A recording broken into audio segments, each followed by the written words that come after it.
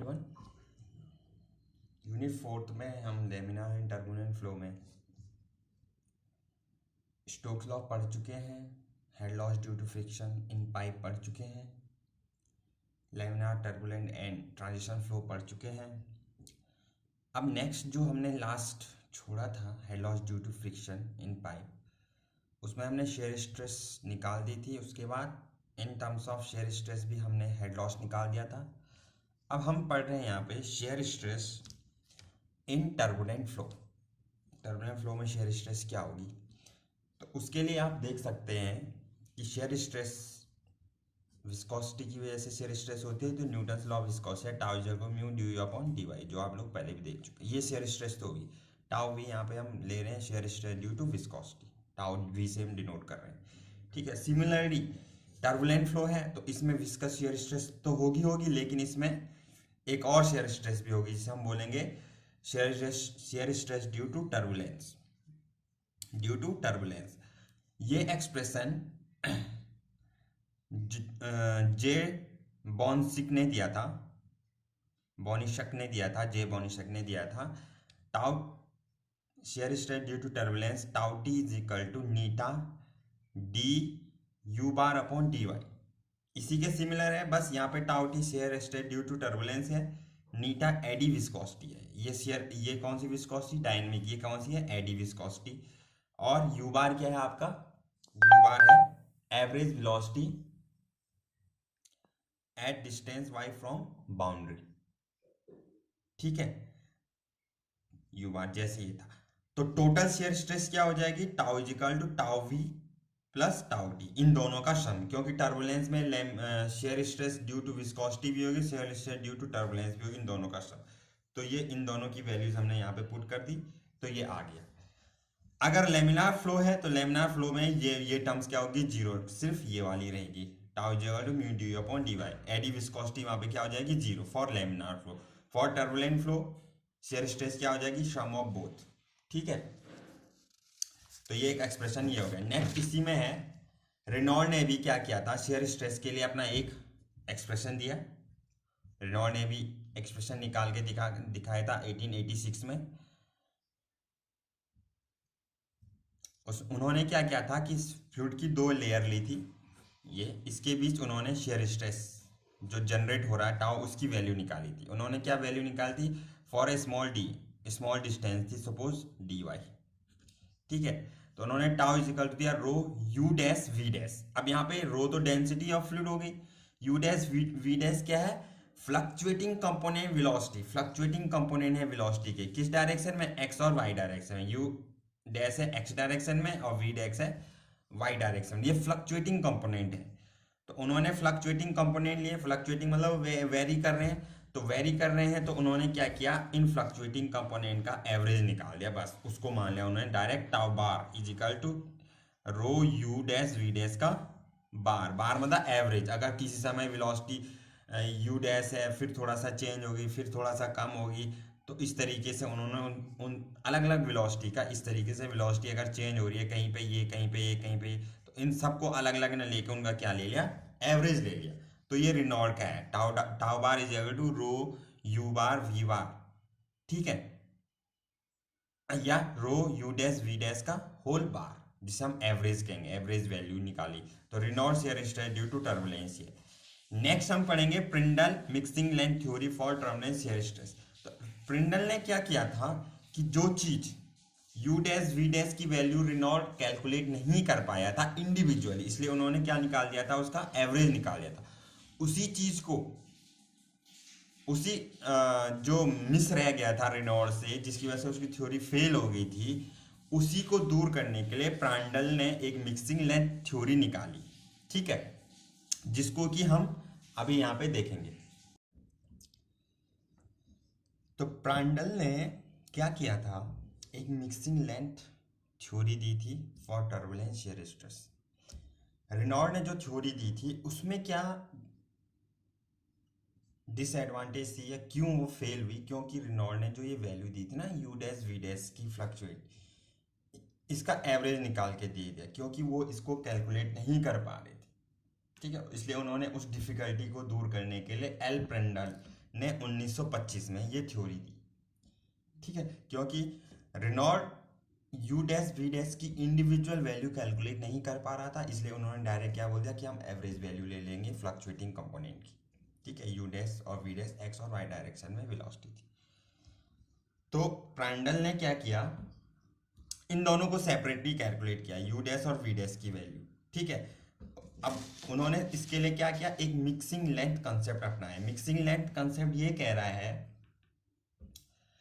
Distance between two layer in transverse direction such that the lump of fluid particles from one layer could reach the another layer.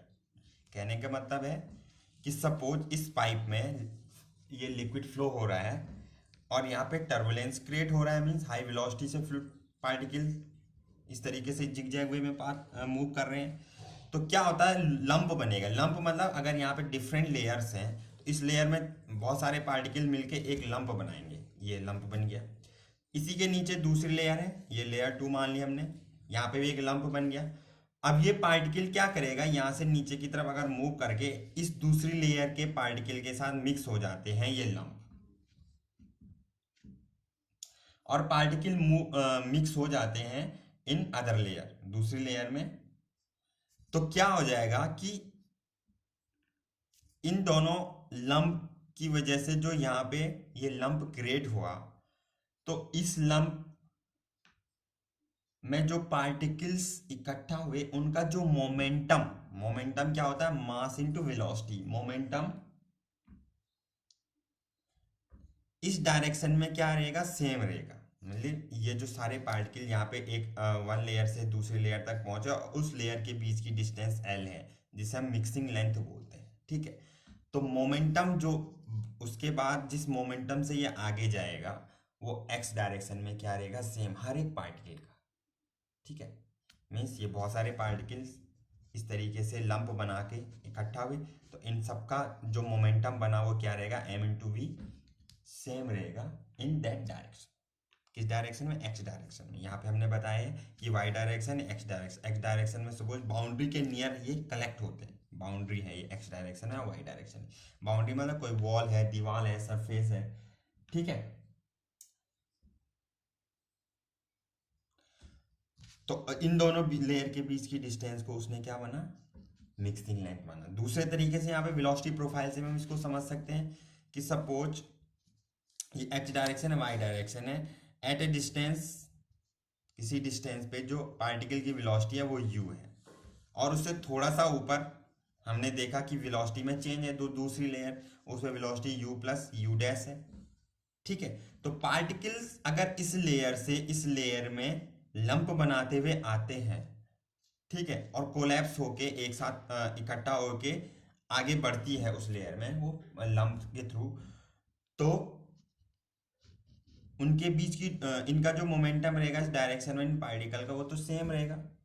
और जो इन दोनों particle in दोनों layer के बीच की जो distance है L, ठीक है, किसके ट्रांसफर, इस डायरेक्शन के ट्रांसफर है, एक्स के ऊपर ट्रांसफर डायरेक्शन में, उसे क्या कहेंगे हम, मिक्सिंग लेंथ कहेंगे। ठीक है, आई बात समझ में।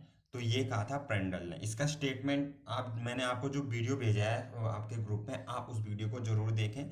किसी दूसरे एक्सपर्ट द्वारा आपको ये थ्योरी दोबारा समझाई गई है। अगर मेरी थ्योरी में आपको थोड़ा सा कहीं कन्फ्यूजन लगे तो आप वहाँ से भी अपने डाउट क्लियर कर सकते हैं। ठीक है, तो ये मिक्सिंग लेंथ।